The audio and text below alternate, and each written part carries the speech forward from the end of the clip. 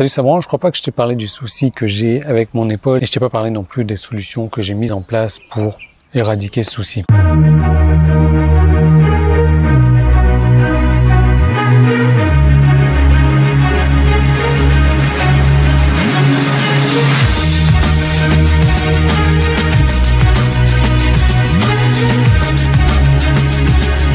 Alors mon épaule, oui, ça, tu vois, il y a un truc qui s'appelle, alors je sais pas trop comment ça s'appelle en français, c'est en anglais on dit rotator cuff, donc la coiffe rotatante, la coiffe qui rotationne. Donc en gros ça me cause une grande douleur reste ici toi, dans l'épaule à chaque fois que je reste dans une position comme ça, par exemple dans le lit, si je reste comme ça, boum, mon épaule elle va s'engourdir. Si je lance quelque chose comme ça, avant je pouvais même pas jouer au ballon avec ma fille, tu vois, lui lancer la balle comme ça, j'avais une grosse douleur dans l'épaule, ou même des fois lever comme ça simplement l'épaule, j'entendais clic clic clac et j'avais cette douleur là. Et je peux te dire que ma vie franchement est devenue presque un calvaire avec cette douleur dans l'épaule. Je te parle même pas de la musculation, où tu vois, quand je faisais du sport, donc du développé couché, il y a des moments où j'étais obligé de tenir la barre de développé couché comme ça pour ne pas avoir ma douleur à l'épaule. Alors je te laisse imaginer les gains musculaires que j'avais, ils étaient anéantis par deux directement parce que je faisais mal les exercices. Et du coup, je prenais plus du tout de plaisir à faire de la musculation. Dès lors que ma fille me disait « Allez papa, on va jouer à la balle, etc. » Ouais, je lui disais « Ouais, on va jouer, mais on va jouer avec le pied, non pas à la main. » Et bon, je la rendais triste parfois. Tout ça à cause de cette simple douleur à l'épaule. Alors j'ai inclus quelque chose dans ma routine matinale maintenant. C'est-à-dire que je fais des étirements de mon rotator cuff là, pendant que je regarde des vidéos inspirantes le matin. Et je fais ça pendant 3, 4, 5 minutes, pas plus. Et je peux te dire qu'en moins d'une semaine, la douleur est partie. Moins d'une semaine.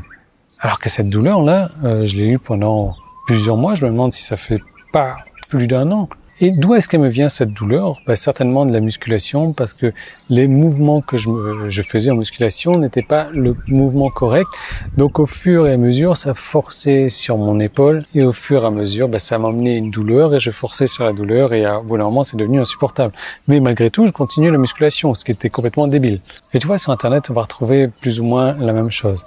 Toi, les gens mettent en place quelque chose, donc on va dire par exemple de la création de contenu, ils se disent ok, moi je vais écrire un email au quotidien, je vais créer une vidéo peut-être au quotidien, je vais écrire un article de blog au quotidien, je vais écrire une publication pour Facebook au quotidien ou pour peu importe ce qu'ils décident de faire, et ils commencent à mettre en place une pratique. Le problème c'est que ils n'adoptent pas la bonne stratégie dès le départ et du coup ce qui se passe c'est que ils se font mal. Ouais, ils se font mal, donc ça peut être moralement, mentalement, parce que ça leur donne de la peine, ils ont des douleurs morales à créer ce contenu-là, et ils se forcent, et ils se forcent, et ils se forcent, et du coup ils en arrivent à faire la même chose que moi, c'est-à-dire des développés couchés à l'envers, avec leur contenu, de manière à continuer toujours à créer du contenu, mais ils ont des résultats qui sont catastrophiques parce que le contenu qu'ils créent, la bonne technique n'est pas employée et ils travaillent sur un truc douloureux et ils n'ont pas de plaisir à le faire. Alors qu'il suffirait simplement qu'ils fassent comme moi, qu'ils fassent quelques étirements, étirements sur le contenu, mais dire qu'ils changent peut-être juste un petit peu la manière dont ils créent ce contenu-là pour reprendre tout de suite du plaisir.